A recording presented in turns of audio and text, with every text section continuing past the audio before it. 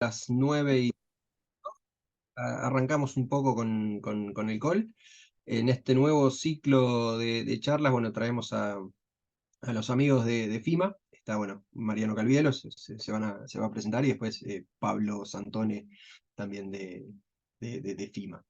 Eh, Están en buenísimas manos, tenemos una linda presentación delante, y después acuérdense que pueden dejar las preguntas para el final, así que todo suyo, por favor, ilústrenos. Gracias, Mateo. Gracias a todos por conectarse. Mi nombre es Pablo Santón, estoy en la parte de canales externos de FIMA. También en el equipo está Axel Reiter con nosotros. Hoy la disertación va a estar a cargo de Mariano Calvelo, que es nuestro Head Portfolio Manager. Así que para no demorarlo, ya le doy la palabra y lo escuchamos atentamente. Ok, muchas gracias, Pablo. Bueno, gracias por la invitación, Mateo. Un gusto estar acá. Bien, si les parece, comenzamos. Eh, en principio, lo que vamos a hacer, obviamente, nada de lo que digamos son cosas que no sepan todos los que están conectados. Lo que tratamos de darles es algún hilo conductor. Y sí, bueno, después hacer una bajada mucho más específica en cada uno de los productos que administramos. Con lo cual, arranco muy brevemente. ¿Dónde estamos parados, no? Digo, este era un cronograma de cuando uno miraba de entrada, cuando arrancaba el, el periodo de datos importantes que había en el mercado y en el gobierno, se imaginaba, ¿no? Bueno, uno tenía elecciones el 13 de agosto con las PASO, 22 de octubre, 19 de noviembre, un montón de licitaciones en el medio del Tesoro y publicaciones del IPC, sobre todo con lo que importa el tema de inflación no solo desde la macro, sino también desde la política, con lo cual se imaginaba un escenario con un montón de fechas clave, ¿no?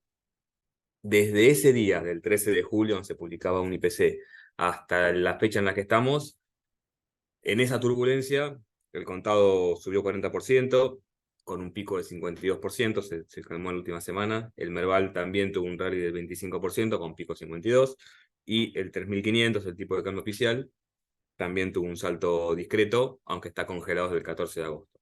Con lo cual, de acá en adelante, ¿qué nos quedan? Publicaciones del IPC y licitaciones en breve. Este miércoles se publica todo. Después tenemos otra publicación del IPC 12 de octubre, justo muy cerca del 22 de octubre. Una licitación el 12 de octubre, también complicada, y otra licitación el 27 de octubre, después de las elecciones generales, también que hay que monitorear.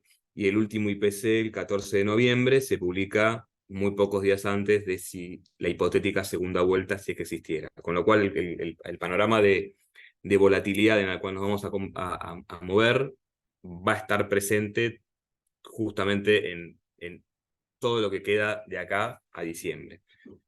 Dicho esto, avanzó. Eso es un poco lo que vimos en las últimas semanas pre-paso, ¿no? Básicamente de fondos es esto. Por un lado, cantidad de activos administrados según para el money market. Hubo algunos rescates la semana previa y muchísimas suscripciones el 14 de agosto post-paso. Es decir, se vio mucho rescate de fondos que se estaban yendo en algún momento, y esas liquidaciones quizás entraron el día 14 y ese 14 se hicieron suscripciones.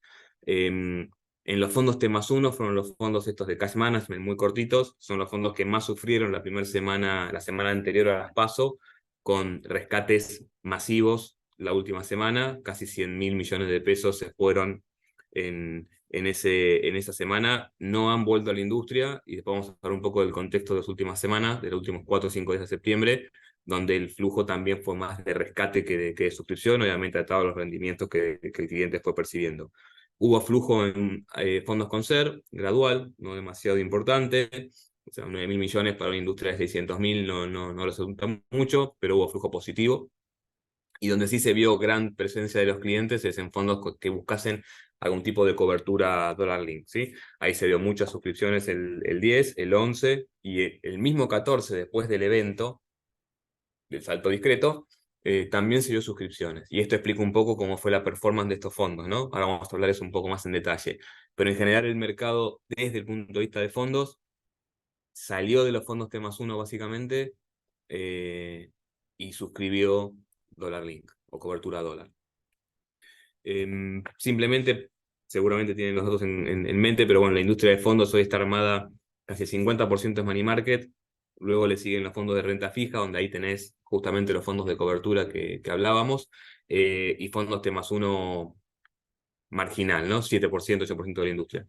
Esta industria es muy distinta a la que había en el 2015, vamos a hacer después un raconto de eso, pero bueno, el grueso de esos activos están más que nada en sociedades gerentes que están vinculadas con bancos y no tanto con independientes, y cuando mirás dentro de la renta fija qué hay, te das cuenta que los fondos Dollar Link, bueno, los T+1 son grandes, pero los fondos Dollar Link lo han superado. Esto no es habitual, pero ya están por encima de lo que administran los fondos T+1. Y los fondos Concern, ¿no? Digamos, los dos grandes grupos que aparecieron de la nada hace un año. Avanzo uno más. Esto es simplemente cómo está la industria y cómo estaba en diciembre de 2015. Esto para imaginar hacia dónde podemos ir, ¿no? Cómo estaba en el 2023, cómo es la última foto publicada. Fíjense, 50% money market, 38% renta fija. Cómo era la composición a diciembre de 2015, cuando se salió del cepo. Fíjense que los money market pesaban mucho menos de lo que pesan hoy, 24%, pero así y todo, un año después de que se desarmó el cepo 2015, a diciembre de 2016, encontramos que los money market caen casi del 24% al 13%, y el gran ganador es la renta fija. En ese momento la renta fija empezó a caminar muy, muy fuerte, básicamente por los fondos T1, que hoy habría que ver si ese es el canal que el cliente va a usar para poder hacer la migración de una cosa a la otra, pero nos parece que una vez normalizado el cepo, cuando esto ocurra, es muy probable que se vea una disminución fuerte de los fondos money market y un crecimiento fuerte de los fondos de renta fija, que podrán ser en un inicio pesos cortos y en algún momento puede ser una vuelta de fondos en dólares o lo que el cliente busque en ese momento y la regulación permita. Pero sí vemos que el stock que vemos hoy de money market es probable que a futuro no siga estando ahí, ¿no? Bueno, uno más. Esas son las tenencias, y acá viene una pregunta que siempre tenemos con clientes, es ¿dónde están invertidos estos fondos? Bueno, cuando uno mira los fondos T+1, lo que encuentra es que el 74% de todo su stock está invertido en riesgo soberano y muy poco en corporativos. A esto hay explicaciones, ahora vamos a tardar de llegar a algunas, pero es que como pueden ver, el riesgo soberano está cross de toda la industria. Los fondos con SER, donde bueno, el ajuste SER es prácticamente único de riesgo soberano, no ajuste UVA hay muy poco dando vuelta, y es corporativo muy, muy poco. Casi el 90% de los fondos SER son ajuste del tesoro, y cuando uno mira Dollar Link, está un poco más separado. Ahora vamos a hacer un zoom un poco más grande, casi 50% soberanos, 30 y pico % corporativos, ¿no? Cuando miramos los fondos Dollar Link, por ejemplo, en el gráfico de arriba a la derecha, y miramos qué hacemos las gerentes que estamos vinculadas a bancos, la presencia de soberanos es mucho más importante que cuando miramos estos mismos productos en cabeza de gerentes que son independientes, ¿no? Que no están vinculados a un banco. Ahí tienen una participación mucho más de riesgo corporativo. Acá un poco el view que tenemos nosotros es en este tipo de fondos, los Dollar Link sobre todo, es muy importante el día después del evento cambiario. ¿Por qué?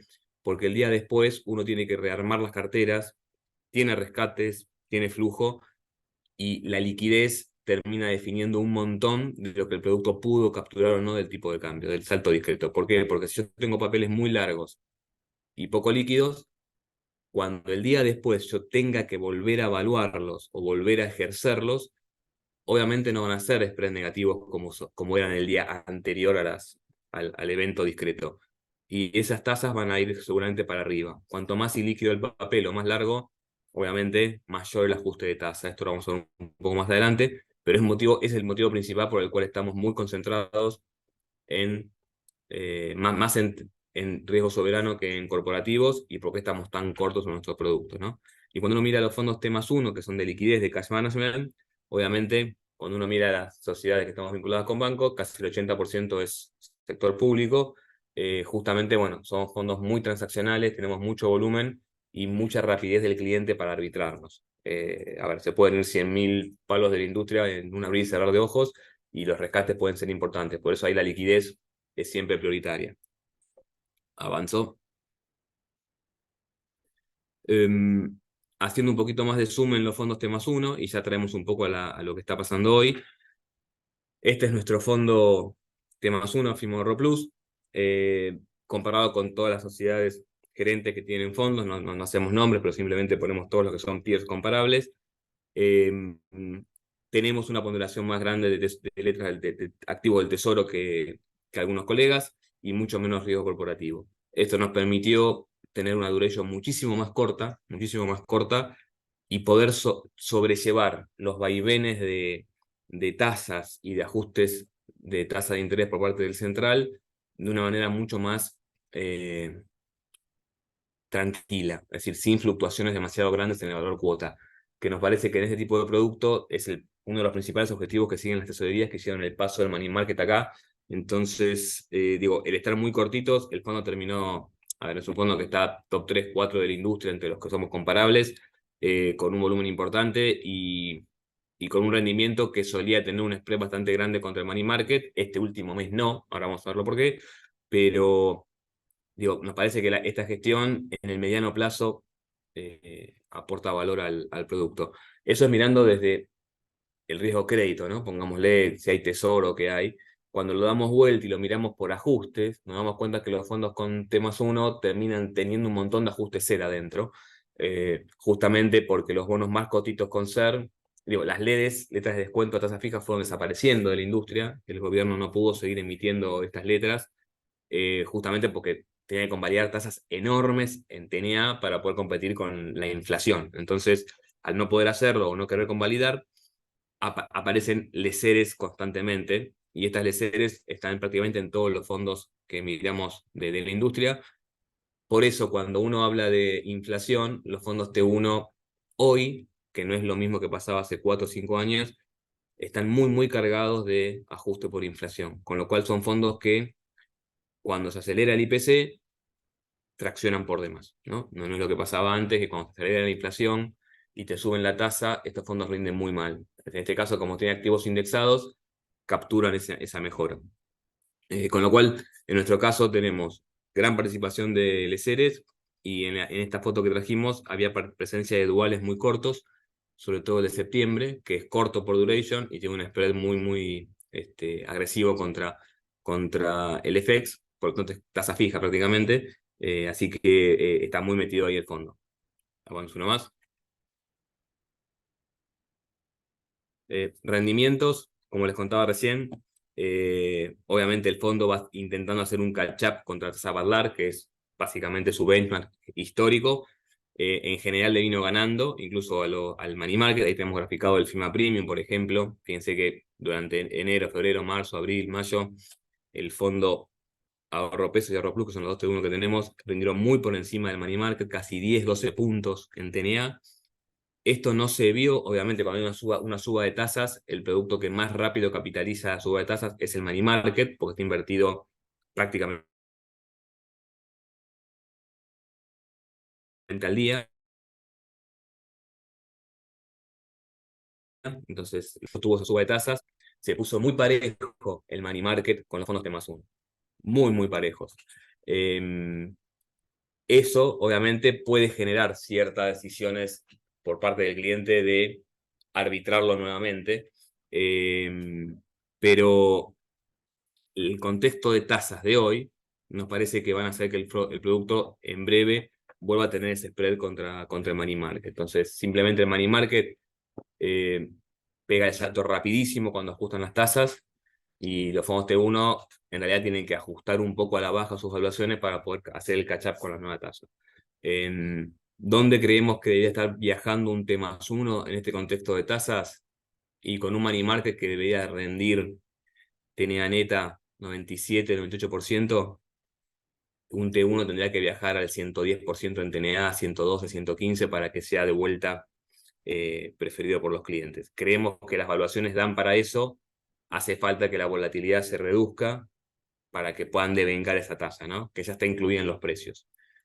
Bien, historia T+1, avanzo uno más, vamos a la historia de Dollar Link, así no me paso mucho de tiempo y después tenemos preguntas. Cuando miramos Dollar Link, obviamente nuestro fondo Capital Plus, 85% de riesgo soberano. Cuando uno mira los fondos con los que nos comparamos, estamos en línea con las tendencias que tiene cada uno, donde hay menos corporativos que soberanos, salvo algún fondo que está muy calcado en corporativos. Cuando miramos desde el punto de vista de los ajustes, ¿qué estamos comprando en los fondos Dollar Link? En esta foto, básicamente compramos duales, activos Dollar Link y hard dollar. Es decir, muchos de los fondos estábamos algo comprados en brecha, que fue una buena decisión cuando uno arrancó en julio a comprar brecha hasta después de las PASO, y son fondos que pudieron capitalizar esa ganancia. Los duales, la foto hoy es un poco distinta, la actual, los duales ya comprimieron un montón y nos parece que quedaron bastante caros, con lo cual hoy van a tener en nuestro fondo más presencia de sintéticos, que es más complicado de operar porque los primeros días del mes siempre perdés plata, con lo cual hay que ingresar después de que se hace el ajuste por el central y el salto de tasas. Con lo cual ahí estamos más parados hoy en sintéticos de lo que estamos en esta foto, ¿no? Pero en general el fondo pudo hacer un catch-up con el FX. Acá les traemos la foto. Esto es, sí, vamos a hacer un zoom en lo que pasó el día 14 de agosto. Todos sabemos que ese día a la mañana abrió el mercado de FX un 21 y pico arriba el tipo de cambio, y es un poco cómo fueron las variaciones, porque hubo un tema muy, muy distinto de cómo se movieron los activos, ¿no?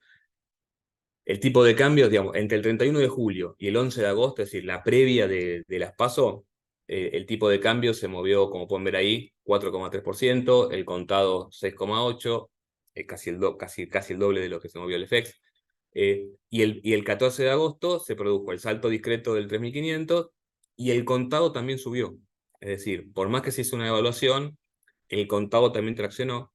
Y la variación desde el 14 de agosto al 31 de agosto en los tipos de cambio, el FX 3.500 quedó congelado, tal cual fue el mensaje del gobierno, pero el contado siguió caminando. Entonces, en el mes, el FX total se movió un 27%, con un contado que se movió un 40%. Ahora, ¿cómo le fue a los activos de cobertura? Empecemos por los duales. Fíjense, ahí tenemos los 4 duales, no está el de enero y el de noviembre porque tienen muy poca liquidez. Agarramos del septiembre a agosto. En la previa de la devaluación, caminaron un montón. Es decir, casi todos los duales de febrero en adelante rindieron casi 15% directo en lo que era del mes, muy por encima de lo del 3.500, con lo cual hay parte del rendimiento que lo fueron preadelantando. El día 14, salvo el cortito de septiembre, los otros 3 presentaron bajas en sus valuaciones, totalmente contraintuitivo de lo que uno podía imaginar al momento de la devaluación. Ahora, cuando uno mira qué pasó entre el 14 de agosto y el 31 de agosto, cuando el mercado empezó a caminar de vuelta, son productos que han terminado por cubrir casi la totalidad del evento discreto, pero en el tiempo. ¿Qué quiero decir? El día 14, lo que nos encontramos, todos los eventos discretos de tipo de cambio son distintos en Argentina. Es decir, este fondo lo tenemos, el Fondo Capital Plus, lo estamos gestionando desde el 2012. Y no hubo un solo evento de salto discreto que sea igual. En este caso, ¿qué pasó? El día 14 el mercado tuvo que meter en precios varias cosas. Suba de tasas, salto discreto y una elección de tercios, que no estaba metido en precios.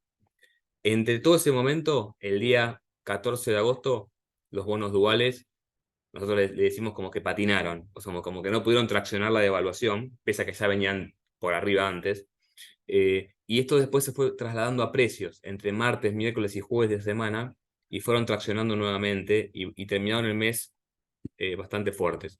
Es decir, que el mercado digirió esto del 3.50 queda fijo, la suba de tasas, cómo se resuelve la elección de tercios, y terminó validando que hacía falta más cobertura dólar. En ese camino, esos bonos siguieron capturando, ¿no? Hay una pregunta ahí de Adrián, después la Tranquilo, después al final respondemos. respondemos las preguntas. Sí. Impecable, dale Mateo, buena pregunta para responder. Entonces, los Dollar Link les pasó algo parecido, aceleraron un montón antes del evento discreto. Ese día perdieron rendimiento y luego empezaron a traccionar un poco más. Y los futuros, que a veces el mercado estaba muy poco cargado de futuros al 31 de julio, Rofex ese día rindió 10% y MAE rindió ese día 10%. Con lo cual, los fondos que estábamos pagados al 14 de agosto, lo que logramos hacer fue, se devaluó un 20% en términos generales y los fondos rindieron 5 o 6%. ¿Por qué? Porque teníamos 50% de duales, dólar link u otras cosas, y casi todos, o muchos, 50% entre contado y futuros. Eso subió 10%, la mitad tenéis de 5, digamos. Después los fondos fueron traccionando un poco más, ¿sí? Con lo cual, esta es la foto de cómo se comportó el tipo de cambio en agosto y cómo se comportaron los diferentes ajustes que tenía para cubrirte con tipo de cambio. Cuando uno mira la foto final, los duales, salvo el más corto, los duales cumplieron en parte su objetivo. Los dollar link en parte cumplieron su objetivo. Los futuros, cuando miro la foto entera del mes, no. Y esto está muy sesgado por las pérdidas que te genera el primer día o el segundo día hábil del mes, cuando la tasa está muy alta y terminamos de hacer el roleo, ¿no? Con lo cual, nada, breve resumen de cómo se portaron los activos y qué le pasó en definitiva al Capital Plus, ¿no? Ahora avanzamos uno más. A ver si tengo uno más acá.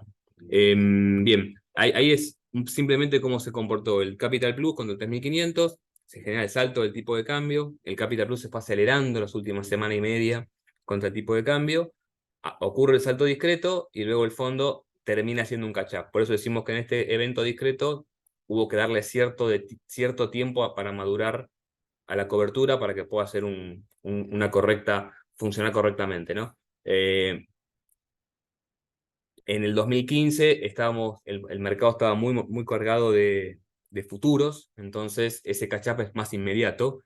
Al hacerlo vía bonos, a veces requiere que los precios después acompañen. Con lo cual, en breve resumen, nada, el Capital Plus está rindiendo dólar en lo que va del año y capturó casi el 90 y pico % de lo que se evaluó en agosto en rendimiento, ¿sí? Después, si hay preguntas de esto, lo vamos repasando, Mateo. ¿Sí? Y ahora, bueno, por último, por último, Fondo SER, que es como contaba al principio, el mercado hoy demandaba todo el año, demandó cobertura SER y cobertura FX. Los fondos con SER, obviamente, están muy cargados de riesgo soberano, es el único emisor que está emitiendo con ajuste SER. En nuestro caso, ahí estamos casi al 90%, obviamente.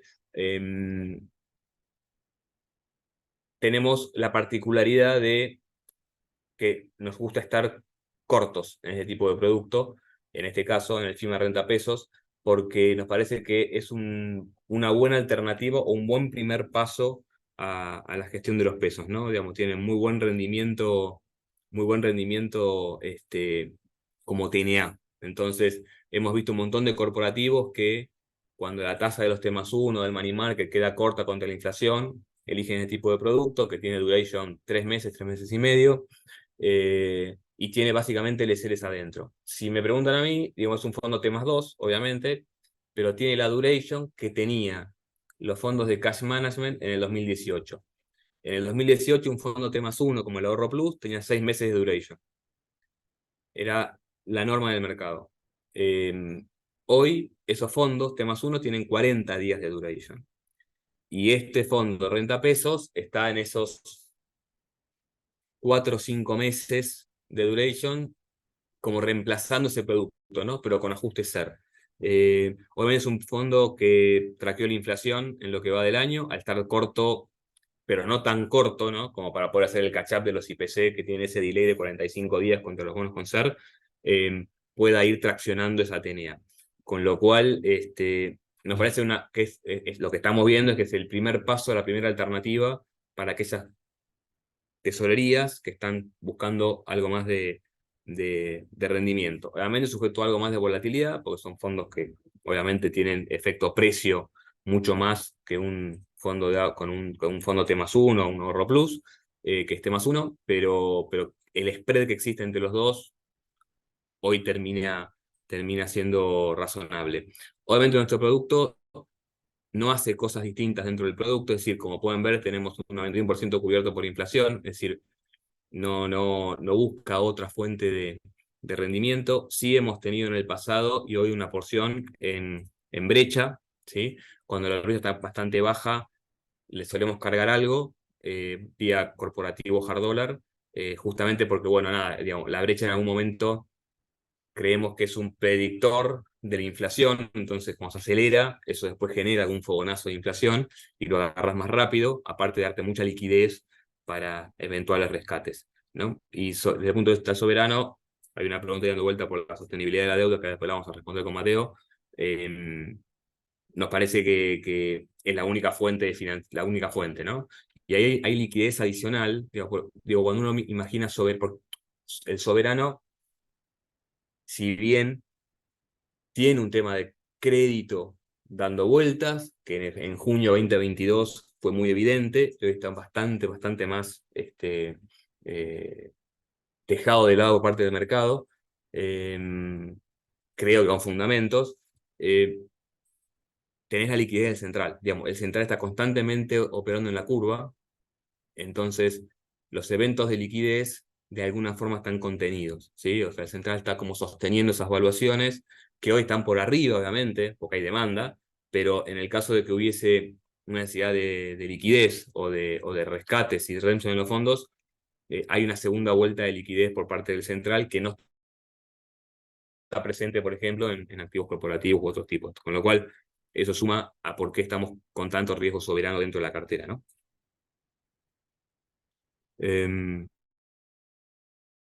Como le decía, si uno mira, bueno, acá cuando uno mira los fondos Concer, en general vos ves un rendimiento del fondo Concer, pero que está montado sobre un SER que está armado por un IPC de hace 45 días, porque hay un delay, con lo cual el SER de agosto, que fue del 6%, muy bajo, compite contra una demanda por cobertura por inflación a la vista de lo que pasó con el tipo de cambio. Con lo cual, los fondos Concer midieron un montón, el Renta Peso y el Renta Plus, con el fondo un poco más largo, para aquel que quiere jugar un poco al 2024 o 2025, y rindieron mucho más. Cuando estaba la discusión en la semana previa a las PASO, ¿cómo te cubrís contra un salto discreto? ¿Con dólar link, que estaban súper negativos, o con bonos Concer un poco más largos que agarran el fogonazo? Bueno, cuando uno mira la película final, tan mala idea no era pararse capaz un poco más largo, segundo semestre 2024 de bonos Concer, que esos rendían ser más 10, pónganle área, hoy comprimieron un montón, hubo mucha demanda ahí, con el cual te cebaste efecto precio de todo eso, y tenés un carry que puede ser importante a partir del dato que se publica el miércoles. Con lo cual, si bien el timing de la captura es muy distinto, si uno tiene pasivos por 3.500, obviamente necesita una inmediatez en el ajuste. Ahora, si uno puede mirar la película con mediano plazo, bueno, parecía que los bonos Concert iban a dar algo de rendimiento. Eso fue lo que se está viendo, ¿no? Mucha demanda por cobertura a vista de lo que puede ser el IPC, y ya se habla de un septiembre también acelerado. Con lo cual, estos bonos, estos fondos han tenido una buena reacción al evento discreto. Como siempre ocurre, el SER es la línea roja que va como una línea de vengándose, y los fondos aceleraron, obviamente, en la búsqueda de la cobertura. Eso es efecto precio, ¿no? Por eso digo, el efecto precio adelanta rendimiento del futuro. Cuando se publica el IPC del 12%, estos bonos no van a traccionar, del 12, 11, 10 o lo que dé, los fondos no van a traccionar exactamente ese IPC, sí van a empezar a devengar a esa tasa. Y eso es muy importante con los bonos Concer, y ya con esto creo que ahí pongo un poco más de fina a cada uno de los productos que estamos manejando. ¿Por qué? Porque los bonos Concer lo que hacen es capitalizar la inflación, es decir, con lo cual su paridad, su valor técnico, todos los días sube.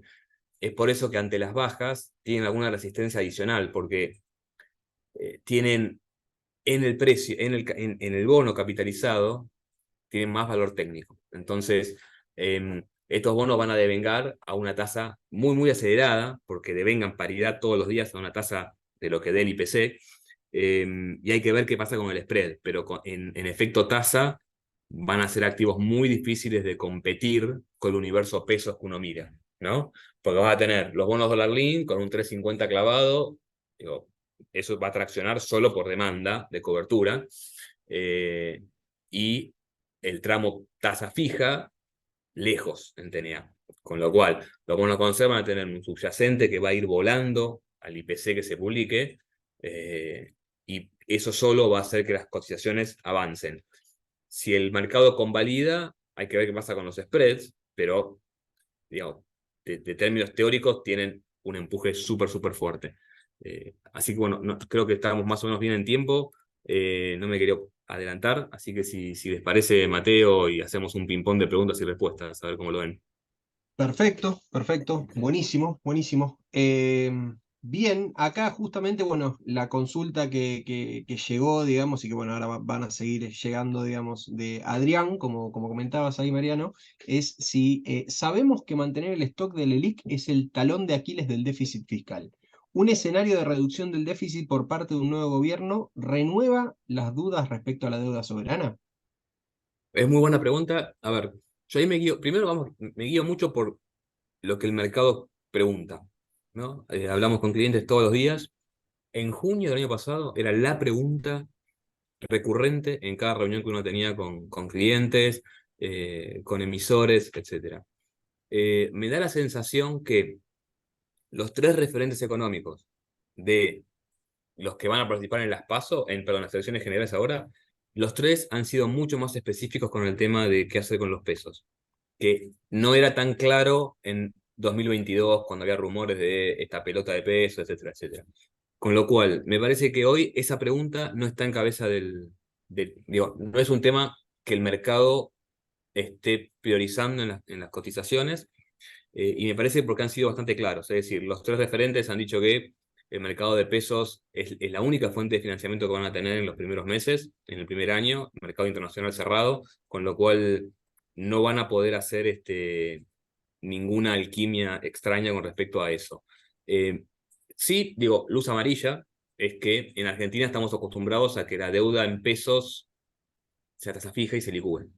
Y en este caso, el 96% de la deuda emitida está ajustada por ser o dólar, lo que uno elija, o duales, el mejor de los dos mundos. Con lo cual, sí, es un tema que no es de fácil solución para el que venga, pero sí han sido claros con cómo cumplir con los compromisos. Y hoy el mercado no lo está, no está no lo tiene muy en el radar. Y si seamos súper ácidos, supongamos que hay un evento, ok. Cuando uno, en el pasado hemos aprendido, digamos, cuanto más corto está el fondo, minimiza el evento precio de cara al cliente. Por ejemplo, en el peor de los mundos, como te reperfilaron en 2019, los fondos T+1 en 20 y pico de días recuperaron el valor anterior al reperfilamiento en valuación. Con lo cual el cliente que tuvo tiempo para poder esperar ese producto lo terminó saliendo.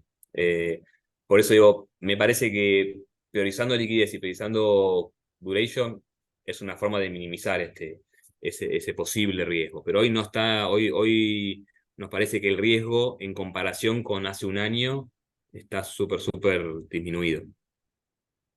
Perdón, y ahí además también hace un año se hablaba de soluciones, entre comillas, o sea, soluciones, digamos, medidas, digamos, mucho más drásticas. Ahora, hoy por hoy también se puede hablar de canjes un poco más amigables, digamos, ese tipo de cosas, digamos. Sí, Como mira, que cuando vos fuimos agarras, bien. tal cual, vos agarras las valuaciones, e incluso, por ejemplo, agarrás la curva soberana dólar, ¿sí? Ujú, Y en estas cotizaciones, incluso puedes absorber reestructuraciones.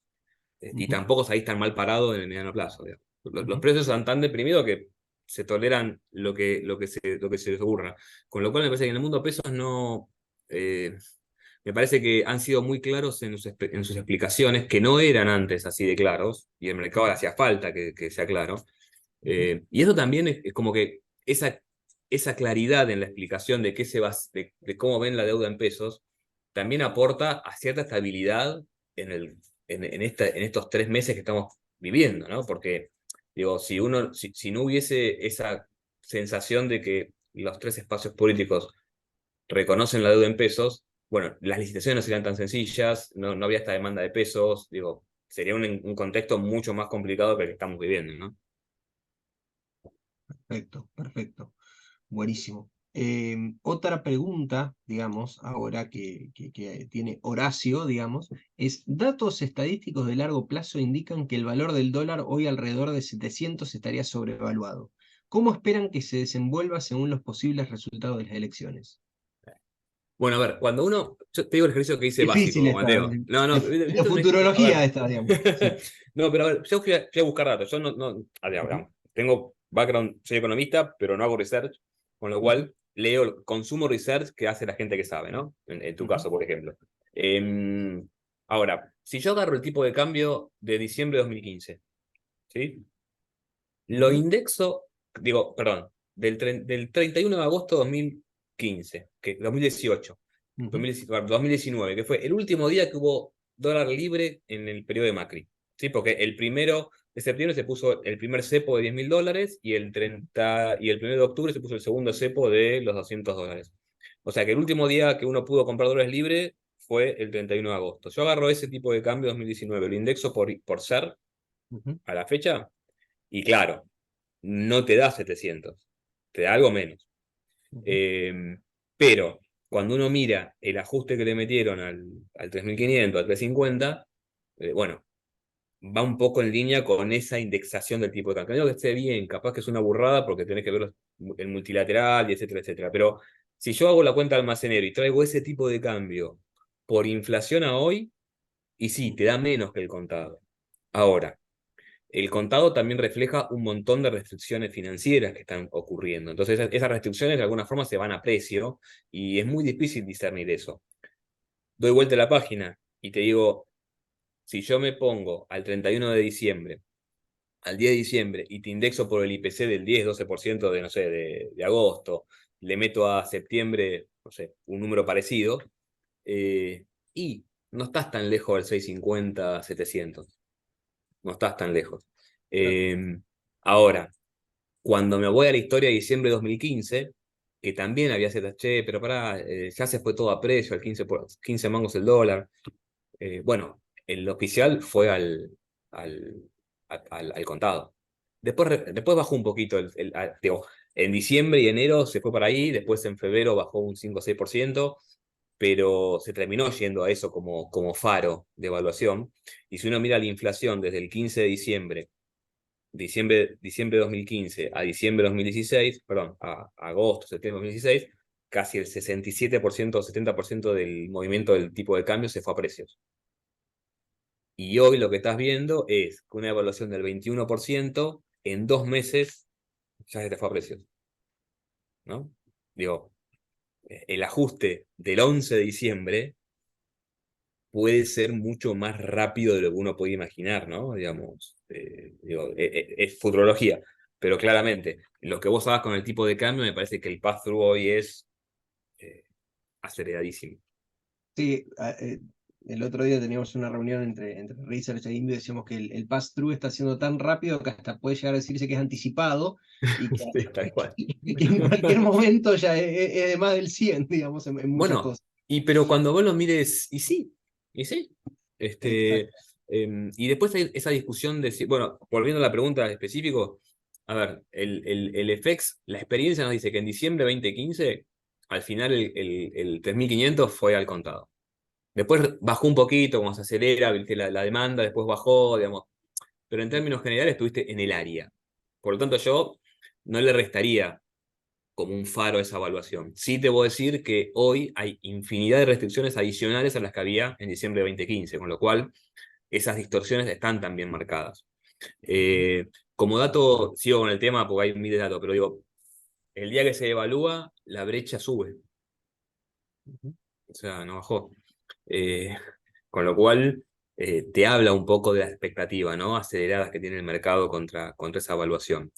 ujú. Con lo cual, digo, si es 720, 730, 650, me da la sensación que es un faro súper fuerte y es muy difícil evitarlo como indicador o predictor de las evaluaciones, ¿no? Es un dato de mercado, restringido, chico, encorsetado, pero bueno, yo siempre digo, cuando hay gente que paga, es porque cree que es lo que vale. Y me cuesta mucho ir en contra de lo que alguien libremente dice que vale, que paga, ¿no? O sea, Guardar un rango en las manos, digamos. es de formación, es un sesgo de formación. Me cuesta mucho un precio de mercado. Por ejemplo, cuando dicen, no, pero un bono concerno puede valer ser más 10 porque te lo están regalando. Pero vale. Si no fuese así, lo pagarían. Digo, bueno, por eso, ¿no? El mercado te marca, te da señales y me parece que no la puedes dejar de lado. Impecable, impecable.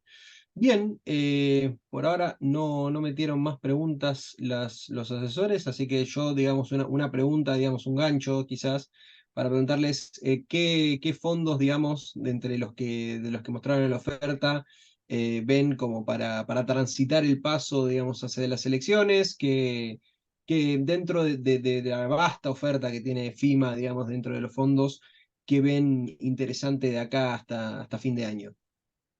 A ver, pregunta de todos los días con CFO, ¿no? Digamos, ¿a dónde va? A ver, primero, en general el cliente está buscando cobertura contra el tipo de cambio, porque lo que percibe es que lo que está más atrasado, incluso con ese 20%, 21% que le dieron ahora en el 14 de agosto. Ujú. Digo, incluso el mismo ministro o candidato te dice, bueno, me pidieron un 60 y le di un 20, como que los incentivos están a que vos digas, pero hace falta un montón. O sea, es el activo más atrasado. Si yo miro las valuaciones del 11 de agosto contra las de hoy, los activos de cobertura están mucho mejor que las valuaciones del 11 de agosto. Es decir, están con menos spread negativo, están con más capacidad de captura. Y viendo lo que pasó, que lleva su tiempo y que el tipo de cambio de la cobertura se acelera en la previa, me da la sensación, sería muy difícil de imaginar un escenario del 22 de octubre llegar con un mercado de cobertura relajado.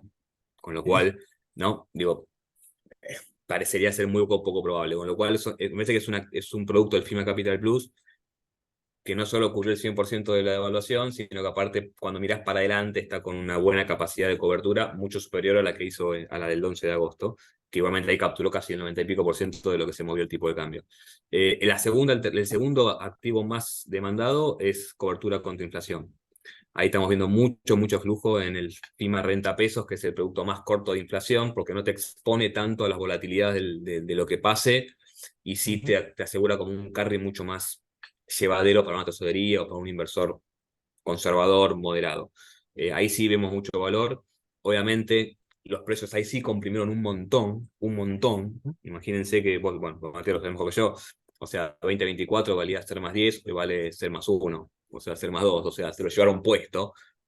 Pero ese llevarse puesto, hace falta que le entre el input de inflación de agosto, para que a vos te dé realmente el spread con el que van a operar esos bonos, ¿no? Entonces, digo, no lo sacaría de la mesa, sobre todo en el escenario en el que viene, es decir, un septiembre probablemente picante y bueno, un diciembre, enero y febrero que puede tener su movimiento de inflación, ¿no? Sujeto a lo que se haga con el tipo de cambio, pero va a estar acelerado.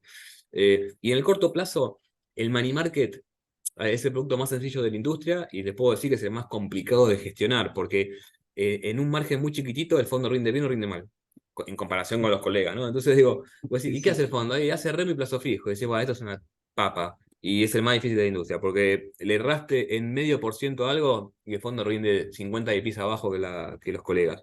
Ese fondo va a ir navegando a una TNA neta 97, 98, 96, dependiendo de la cuota en la que uno puede ingresar, porque la TNA bruta va a estar a niveles de 100. ¿Sí? Y ahí te sumo dos temitas que son muy técnicos, pero que van a sumarle un montón a los que están conectados.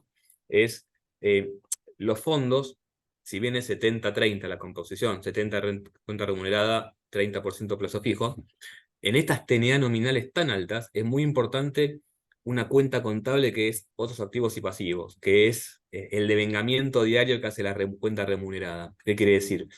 Yo la remunerada me rinde todos los días, pero la cobro a fin de mes por regulación Claro, central. Entonces, claro. el primer día hábil, el fondo está liberado de intereses devengados y el día 30 está cargado de intereses devengados. Claro. Esos intereses devengados remuneran 0.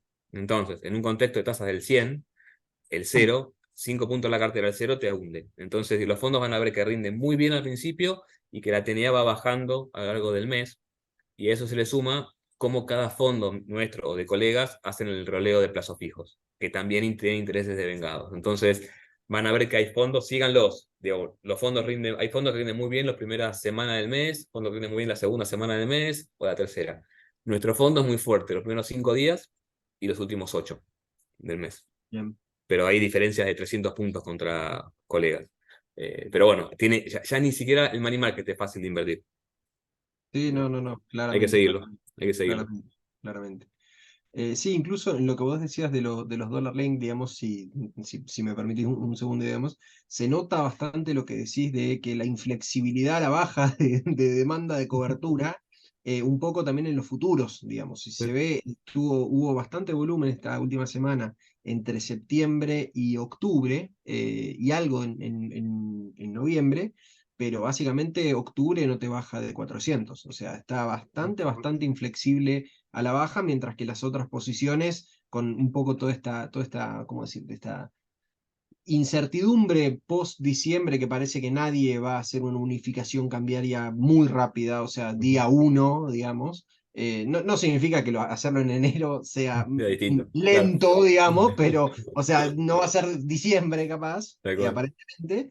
Diciembre se caía bastante, noviembre algo cayó, pero octubre está bastante fijo ahí en 400. Así que, como decís vos, no me sorprendería que la demanda de mayor cobertura y que aún está bien, a buen precio, empiece a levantar mientras nos acerquemos hasta a las generales, ¿no?